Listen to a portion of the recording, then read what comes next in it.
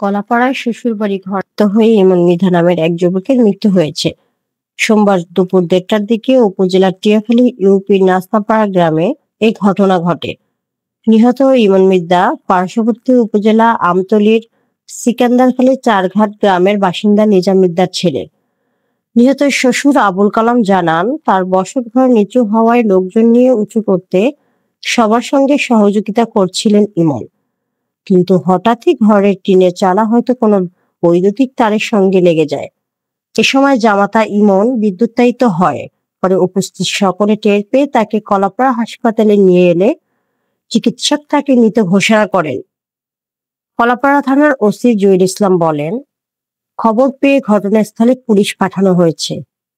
এখন পর্যন্ত কেউ কোনো অভিযোগ করেনি, তবুও বিষয়টি খোঁজ নিয়ে পরবর্তীতে আইনানুগ ব্যবস্থা গ্রহণ করা হবে।